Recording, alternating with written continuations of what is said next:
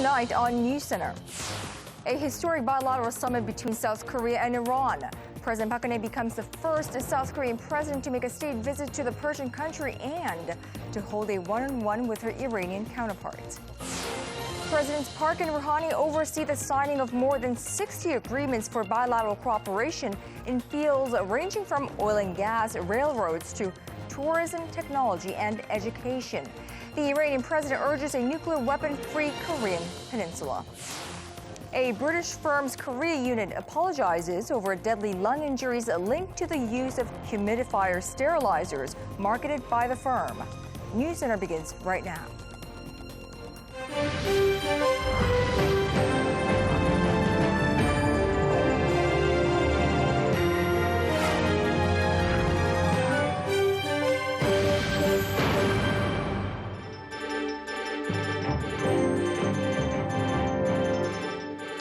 It is 9 in Washington, 5:30 in the afternoon in Tehran, and 10 on a Monday evening here in Seoul. Hello and welcome to our viewers all across the globe. You're watching Arirang News Center. We begin in Tehran, where the first bilateral summit between South Korea and Iran wrapped up just a few hours ago, having produced some tangible results. Our Seo Jeong-min is traveling with the presidential press corps, and she joins us from the Iranian capital. Now, Ji-sun, it appears the presidents of Korea and Iran pulled through one of the biggest ever economic cooperation deals, but it doesn't end there. The two countries' diplomatic ties are set for an upgrade as well. Good evening, Anyang. From the moment President Park touched down in Tehran, she was greeted with unprecedented hospitality, and the results she's set to bring home have already reached historic levels. A total of 66 MOUs were signed, including 30 large-scale projects that were worth $37 billion. The deals are expected to bring about a second Middle East boom in Iran, which Seoul has dubbed the last blue ocean of the region. Korea is gaining a greater foothold in Iran's infrastructure projects ranging from railway construction to building hospitals, with Seoul providing $25 billion in financial support for Korean companies. Presidents Park Geun-hye and Hassan Rouhani agreed to boost bilateral trade, both in volume and variety, to pre-sanctions level, as Park vowed to support Tehran in rebuilding its economy. 우선 양국은 상호 보완적인 경제 구조를 토대로 실질 협력을 확대해 나가기로 하였습니다. 우리는 이란이 조속히 경제를 재건하고 경제 성장이 다시 정상 궤도에 복귀하는 데 보탬이 되도록 양국 간 교역과 투자를 복원하는 데 상호 협력해 나가기로 하였습니다. The two sides also discussed regional and global issues, with Tehran showing support for peace and stability on the Korean peninsula against North Korea's nuclear threats. Iran supports peace on the Korean peninsula and is against any type of nuclear development. Our principle is that there should be no dangerous nuclear weapons in the Middle East or on the Korean peninsula. Seoul and Tehran's cooperation extended to high value-added sectors like culture and ICT. 2017 will be designated as a year for culture exchange between the two countries, with both countries building a cultural center in each other's country. Later this evening, President Park will sit down with Iran's supreme leader, Ayatollah Ali Khamenei, who is the most powerful leader both in politics and religion. With Park being the first non-Muslim female leader to visit Iran, this meeting marks a major leap in developing stronger ties between the two countries. Back to you in Seoul. Thank you, Ji-sun. That was our Seo Ji-sun from Tehran. Now, a number of major deals were inked in Iran that are raising the outlook on future business prospects between the two countries. Our Shin Se-min gives us an in-depth look into some of those MOUs and the sectors that have huge implications and potentials for both economies. A total of 66 MOUs signed by over 200 business delegates will potentially translate into some $37 billion, marking the largest number of deals to be reached at a single summit, according to Korea's presidential office. Breathing life back into the Middle Eastern market that was once inactive due to international sanctions, Korea is looking to make a foothold in Iran in various fields, including the oil, energy, and the construction sectors. Breaking it down, over $12 billion worth of projects are expected from the major infrastructure projects that includes railways and water dams. One of the first projects that'll become operational is the Isfahan-Avaz Railway project worth $5.3 billion under a provisional contract that'll set up a 541-kilometer long inland railway. Korea's land ministry said the country is also engaging in Iran's water management sector, where the market size is expected to surge to over $4.4 billion in 2018. Being the world's largest holder of natural gas, the most profitable market is the energy reconstruction sector that includes Iran's rich content of natural resources like crude oil. The Bahman oil refinery project worth $10 billion and the Iran-Oman submerged gas transportation pipeline construction worth $1.5 billion are among other projects waiting for final signing. After inking a number of deals, Korea's top office projects that the series of projects clinched through the summit are just the beginning of many more down the line. Shin Se-min, Arirang News. Well, a whole lot of cooperation deals inked in the field of information communications and technology. Korea and Iran are aggressively pushing joint projects both at the state as well as private level. Our Kim Ji-yeon has the details. Korea and Iran have signed an agreement to expand cooperation in areas that encompass basic and applied sciences. For starters, the two countries plan to convene a bilateral committee starting next year to boost joint research and intellectual exchanges in the science and tech sector. The two sides also agreed to revise their bilateral ICT cooperation agreement from back in 1990. The revised deal is expected to be signed sometime later this year, reflecting changes in ministries, policies, and various support provided for exporting companies. Related state-run research organizations under Korea's Ministry of Science, ICT, and Future Planning are also actively pursuing joint projects with the Iranian counterparts.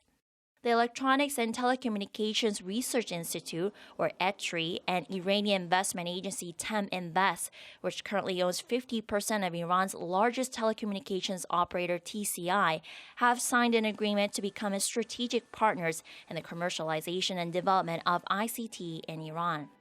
This is while Korea Research Institute of Bioscience and Biotechnology agreed to cooperate with the University of Tehran in the research and development of biofuels using microalgae, a promising alternative energy source for the future.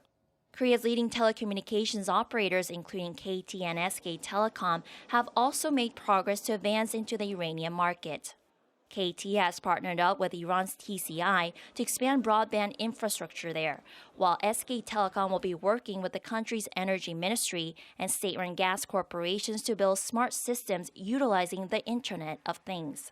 This is with the aim of providing gas to 15 buildings and 5,000 households in Iran. SK Telecom plans to expand this IoT project to smart homes and water management projects in the Iranian market.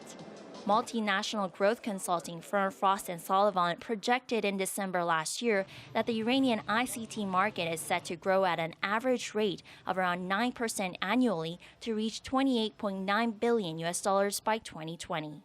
Kim Ji-yeon, Arirang News. Summit talks between President Park and President Rouhani went beyond the realm of business and geopolitics. As our Kwon Jang-ho explains, they also ventured into other realms such as culture and education and agreed that further exchanges were not just welcomed but really inevitable. A series of MOUs related to the culture, education and health sectors have been signed, tying further exchanges between the two countries. First up, 2017 has been designated as the year for cultural exchange. By then, a new direct flight will have been established between Seoul and Tehran to aid in this and help boost tourism. An agreement is now also in place for both capitals to build new cultural and business centers. The one in Tehran will be called the K Tower, and the one in Seoul will be called the I Tower. The K Tower, to be built by Korea's Land and Housing Corporation along with the Korean steelmaker POSCO, will promote Korean culture from traditional martial arts to Korean food, as well as Hallyu or Korean wave pop culture content. The I Tower will play a similar role in promoting Iranian culture in Korea. Education is another area the two nations are looking to work together on. Exchanges in experts and students will be encouraged, as well as cooperation in research and studies. An information seminar on study abroad in Korea is set to be held in Tehran in the latter half of the year. There were 227 Iranian students in Korea last year, and the aim is to increase that number. The cross-sharing of healthcare knowledge is also set to be arranged, as well as cooperation in fields of medical research, such as diabetes and infectious diseases. Korean involvement in Iran's healthcare infrastructure has also been agreed. There are 6 hospital development projects in the works, worth $1.7 billion, and Korean firms are now likely to be involved in a number of them. Other health and beauty sector MOUs, worth $150 million, have also been sewn up. Kwon Jang-ho, Arirang News. Now let's take an in-depth look into President Park's state visit to Iran and a bilateral summit between the South Korean president and Iranian President Hassan Rouhani. Joining me live in the studio to help us better understand the landmark event, its implications and significance, is Dr. Seo Jeong-min, Professor of Middle East Politics at Graduate School of International and Area Studies at Hankuk University of Foreign Studies. Professor Seo, welcome to the program. Good evening. Now, first, we cannot but talk about the massive volume of economic cooperation deals inked during this summit talks or during the state visit. Of course, Korea is not the only country vying for the Iranian market. How should Korea best position itself so that we have a competitive edge over others in the Iranian market? So, all the countries in the world, try to rush in the, Iranian market nowadays. But so it means, we should compete, with other, countries, including China and other European countries and Japan. And then we should, take advantage of our, prestige. For example, we have worked, so many years in the Middle East to build, the power plant and the petrochemical plant. So this is very well known, comparative advantage of Korean companies. The Iranian government knows very well. And this is one point. And another one is, we should, take some win-win point, win-win project, win-win strategy. So as, President Rouhani mentioned, the Iran wants Korean investment and then, the financial cooperation, not only, the exporting Korean goods. So Iran needs, a lot of investment. We should change our, some attitudes toward the Middle Eastern economy. For example, during last, several decades, we have imported Middle Eastern oil, and we, advanced, our companies advanced in the market of construction and plant, and, our companies export some goods, and including electronics. That's the mainly 3, the areas of economic cooperation. But Iran is totally different market. So Iran has 80 million people. It's, so oil and gas is not enough to support all the people, 80 million. So they need industries. So they want to build industrial project with the cooperation of, the countries like Korea, which shows, very well developed, industries. Right, so infrastructure development, as well as building a financial system, as well as, I suppose, a really cultural exchange and telecommunications as well. Now, another goal of President Park Geun-hye's state visit to Iran was sending out a strong message to North Korea. Now, after the summit, although President Rouhani did not pinpoint North Korea, he did say that Iran urges a nuclear weapons-free Korean peninsula. Now, how significant is that? Oh, it's very, very important message. So this is, original Iranian policy. Iran has not declared ever they are developing weapons. They always argue we are going to build nuclear power plants. But North Korean case is totally different with that of Iran. So that's the Iranian government wants to emphasize the nuclear-free world and nuclear-free Middle East and Korean Peninsula, in supporting the Korean diplomacy towards the nuclear-free Korean Peninsula, and then Korean policy to, the encourage world community to adopt, some UN Security Council sanctions against Korea. So it's not directly, but it's indirect support for our foreign policy towards North Korea. So it's a very important diplomatic some success during this visit we achieved. Right, so an indirect support of South Korea's policy vis-a-vis North Korea's nuclear threats. Now, following her one-on-one with President Rouhani, President Park is set to meet with Iran's supreme leader, Ayatollah Ali Khamenei. Excuse my pronunciation. Yes. Why is the meeting so significant? I've been living in the Middle East 12 years, so it's not that very easy to meet the supreme leader Ali Khamenei.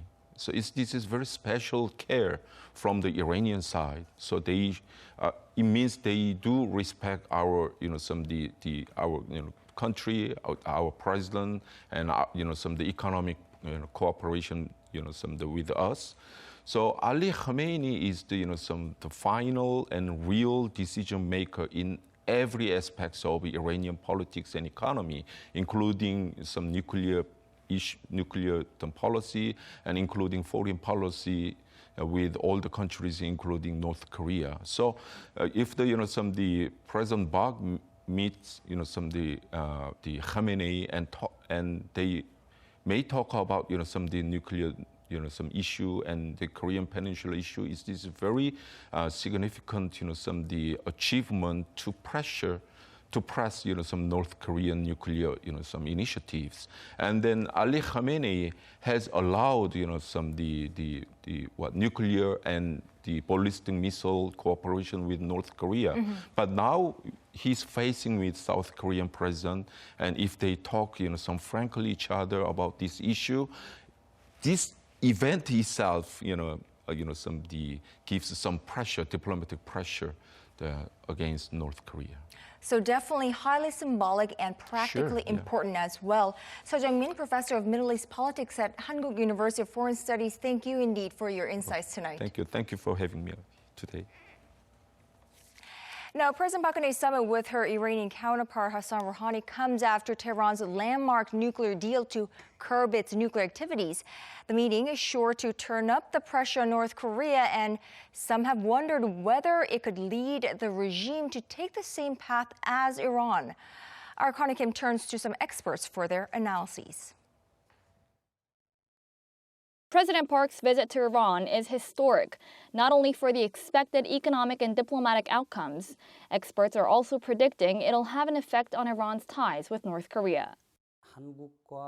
Economic cooperation is the main focus of their summit, but the fact that the two countries have amicable ties puts pressure on Pyongyang. Although Seoul and Tehran are starting with economic cooperation, they could share information on the security front as the relationship grows stronger. The summit underscores the opportunities presented by the landmark Iran nuclear deal, but many experts doubt the Iran case could be applied to North Korea, given the fundamental differences between the two. Iran is in the early stages of its nuclear weapons development.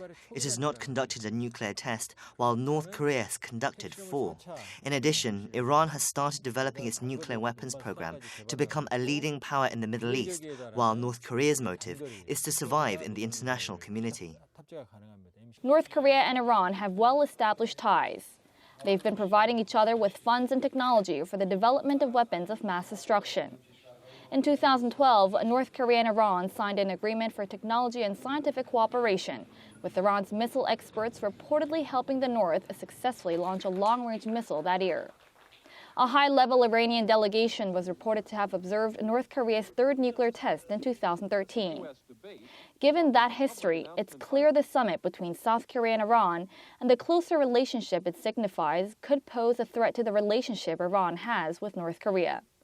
And that's prompted concerns Pyongyang will show its discontent with the situation by conducting another nuclear test during President Park's stay in Iran. If that happens, South Korea and the international community will have no choice but to go back to urging China to enforce sanctions on North Korea and to play a bigger role in pressuring North Korea to denuclearize. Connie Kim, Arirang News. Now, what may come as a surprise is South Korea and Iran's long-running relationship one that dates back to more than 1,500 years ago. Now our Lee Min-young explains. A dark blue glass found in the Cheonmachong tomb, one of Shilla's royal tombs unearthed in Gyeongju. An exotic golden sword found in Gerimno, a street also located in Gyeongju. These are all relics that are presumed to be sent to Shilla from ancient Iran or Persia through the Silk Road. It was only the Goryeo dynasty during King Hyunjong's reign when trade with Persia was officially recorded in Korean history. But in academic circles, it is presumed that both countries had active cultural exchanges during the 7th century Shilla era, which means the relationship between Korea and Iran began more than 1,500 years ago. In a history book written by the Persian scholar Hulata Tubi, it states that Shilla is located at the eastern end of China and reads, "In this beautiful country Shilla, there is much gold." Relations between Korea and Iran went on until the Goryeo dynasty, and since then the two started to slowly drift apart. Not until the early 2000s, when Iran developed its nuclear program and strong economic sanctions were imposed, did the two nations become completely estranged. However, with President Park visiting Iran to improve bilateral relations and the Korean wave sweeping through the country, it's expected that their 1,000-year-old history will reignite and bring about new cultural ties. Lee Min-young, Arirang News. A plethora of cultural events, Korean traditional and modern cultural events, are set to take place in Tehran. And our Yoon-shin takes a look at what events are lined up for Iranians living in Iran. There's excitement in the air as a Korean wave is set to take hold of the city of Tehran. In anticipation of President Park's visit, the Korean Ministry of Culture is holding a variety of events, from art exhibitions to special showcases in the Iranian capital over the next week, starting on Monday. Kicking off the program is Taekwondo, the already popular Korean traditional martial art, with over 3,500 training halls throughout the nation. A demonstration performance will take place at Belated Tower Concert Hall. The Iranian public are no strangers when it comes to Korean dramas. With the notable success of the drama series Daejanggeum, also known as Jewel in the Palace, which reached more than 80% in national viewership when it aired back in 2006, traditional Korean food, clothing, and even herbal medicine became widely known. Korea and Iran have suffered from invasions by foreign countries. Both countries share the similar national character in that sense. Korean drama series such as Daejanggeum and Jumong reflect that. That's why a K-culture exhibition, which offers taste testing of Korean traditional delicacies and education about herbal medicines, are also part of the program. And for adoring fans of Korean dramas, there will be a special showing of Korean drama series at the cinema hall Belated Tower as well. Another highly anticipated event is the monochrome illustration and moonpot exhibition put together to demonstrate the history and background of modern Korean art. This exhibition is slated to run until the 29th of this month. With all the festivities that are planned, the Culture Ministry is looking forward and gearing up for more frequent and lively cultural exchanges between two countries in the future. Yoon-shin, Arirang News.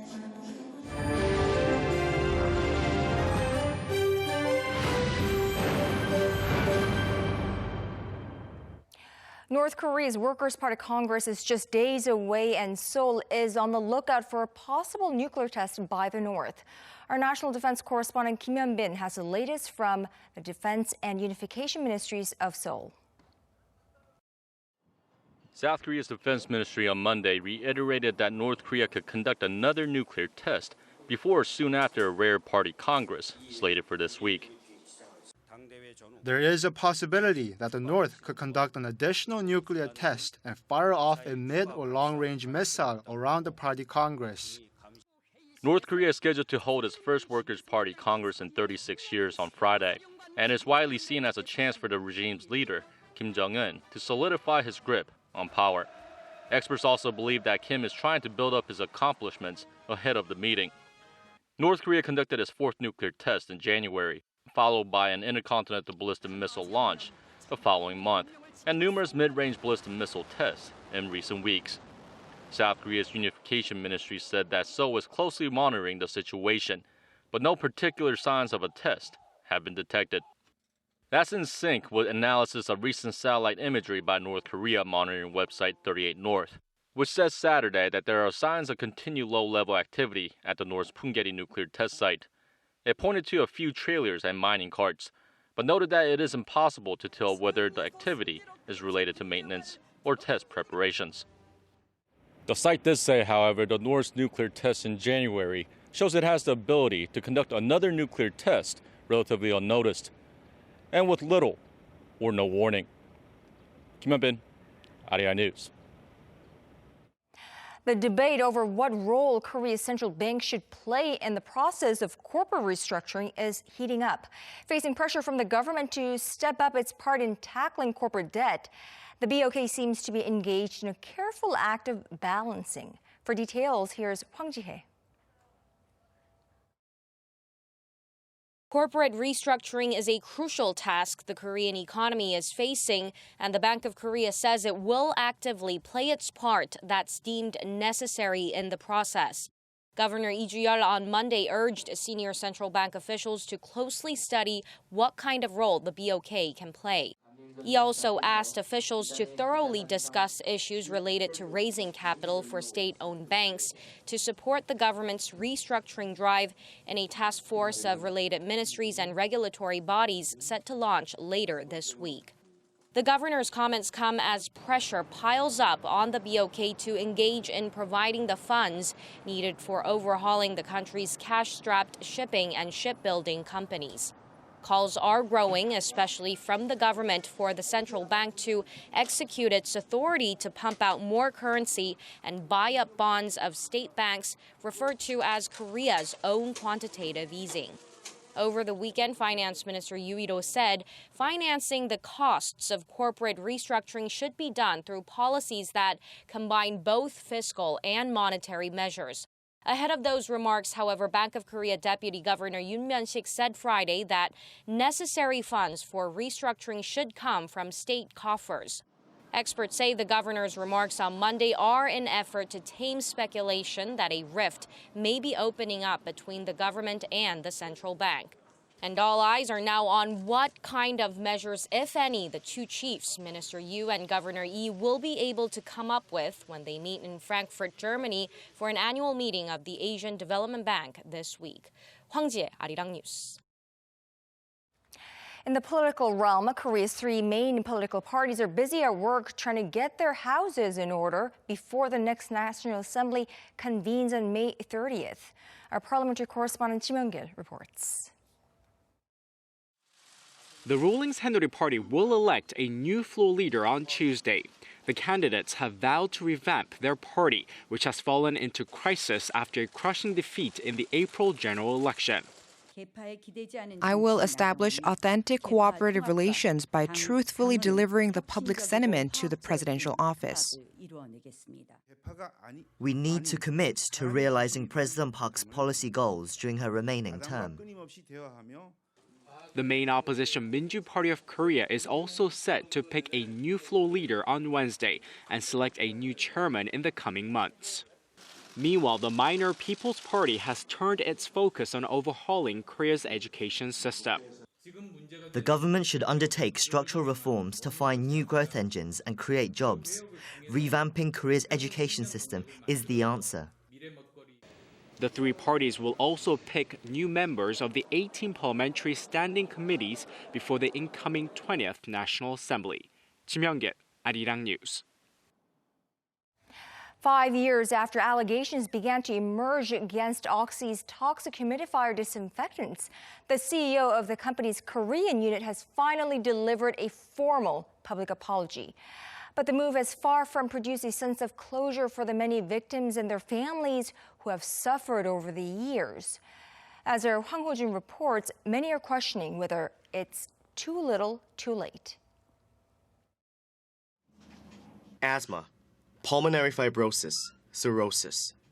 These are just some of the severe illnesses caused by chemicals allegedly used in a household humidifier disinfectant manufactured by Oxy Reckitt Benckiser. The connection was confirmed in 2011 after 4 pregnant women died of lung problems after using the product, which had been on the market for over 10 years. According to the Ministry of Environment, more than 200 people have suffered from the toxic sanitizer, including 95 related deaths. The CEO of Oxy Reckitt Benckiser held a press conference Monday, delivering a public apology to the victims and their families, pledging to spend more than $4 million in compensation. We are deeply sorry. We want to make amends. We remain committed to Korea and Korean consumers and will work hard to regain your trust. Nevertheless, we understand that despite our efforts, nothing can completely ease the pain and suffering of the ISIS victims and their families. The CEO's public move came after the prosecution recovered a controversial email late last month, denying any culpability in the case, which triggered strong criticism from the Korean public. Some victims attended the press conference in Seoul and expressed anger over the belated apology, saying that it does not provide solace from the pain they have experienced over the years. Meanwhile, the prosecution said they will conduct a complete and thorough investigation on Reckitt Benckiser products that have been sold to probe any further or additional damages.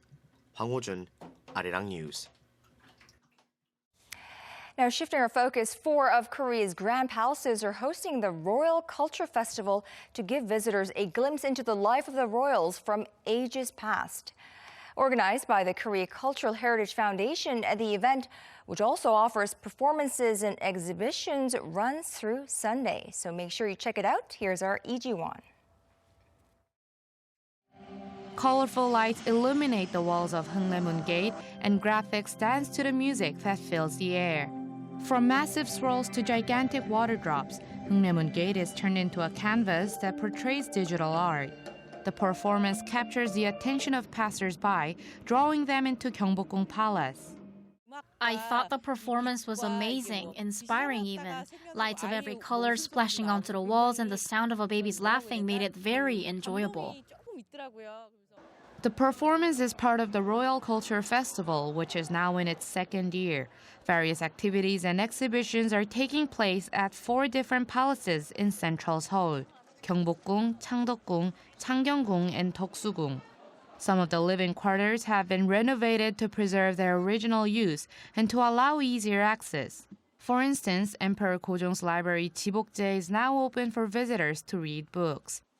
Another popular event is where people can learn about traditional beauty practices, including trying out the makeup. Using traditional cosmetics, visitors can have a better understanding of the olden days. The lip balm made from safflower has nice colour and really moisturizes.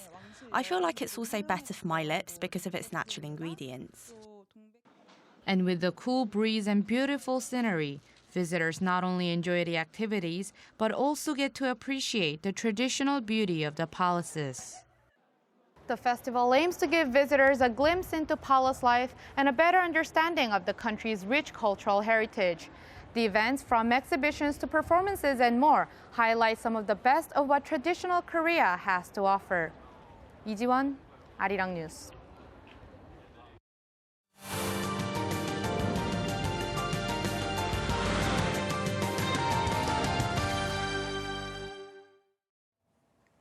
Not only has President Park's first ever state visit to Iran resulted in stronger ties on economic and diplomatic fronts, much of its focus lies on cultural and people-to-people exchanges as well.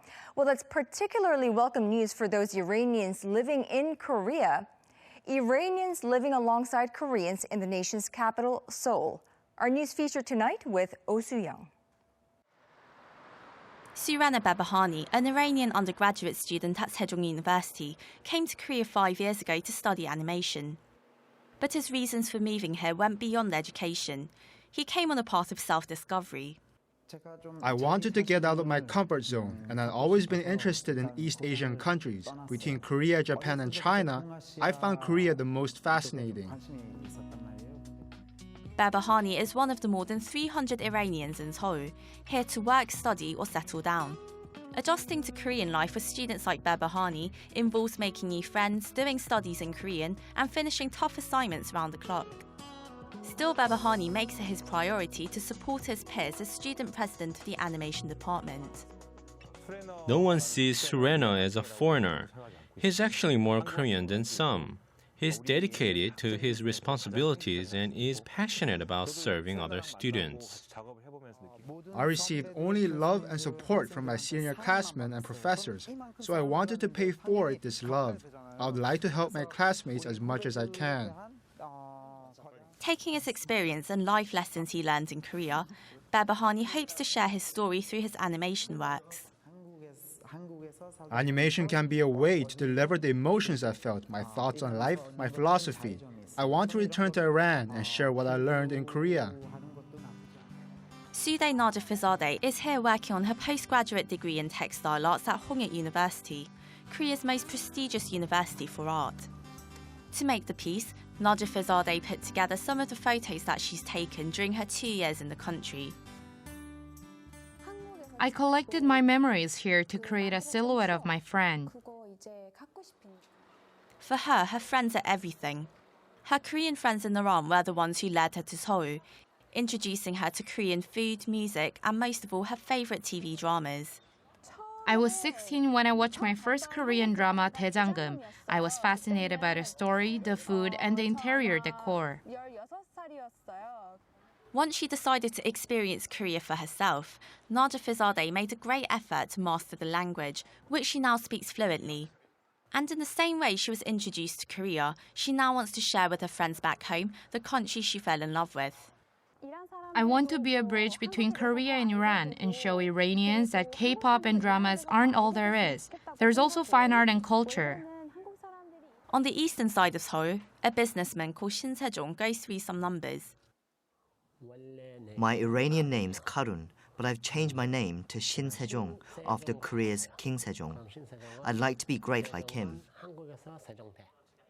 In his 16th year of living here, Shin is an established member of the Iranian community in Korea.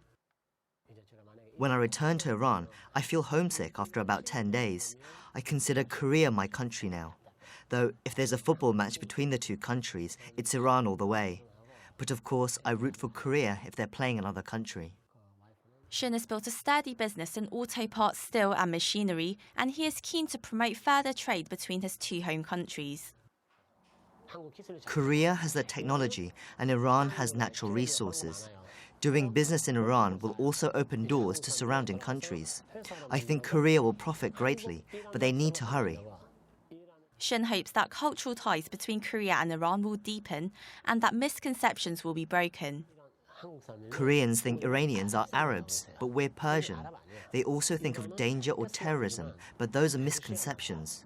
I do think they will fade away through President Park's visit. There are some 820 Iranians living in Korea, a minority of the foreign population. But with President Park Geun-hye's trip to Tehran this week, anticipation is high for closer relations, economically, culturally and interpersonally. Oh Soo-young, Arirang News.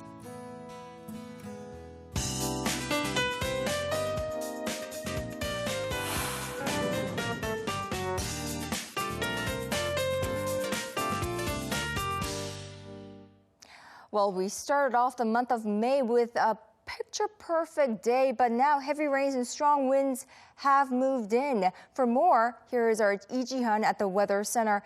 Ji-hyun, I hear travelers in Jeju got tied up today because of bad weather. That is right. It's because typhoon-force winds and rain is in the forecast for Jeju and other southern coastal regions. Up to 200 millimeters of precipitation is expected until tomorrow morning, while elsewhere across the nation we'll have moderate amount of showers till tomorrow afternoon.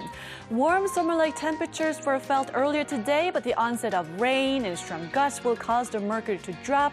The capital region will be about 10 degrees lower than today, and other regions will also have much breezier Tuesday, so let's take a closer look at tomorrow's temperature readings. Daily low here in Seoul will start out at 15 degrees Celsius, 16 for Daegu, Daejeon, Gwangju, and Busan, and 16 degrees Celsius will be the top temperature for here in the capital, while Busan and Jeju will top out at 22 and 21, but things will clear out by the mid-afternoon. That's Korea for you, and here's a look at the international weather for viewers around the world.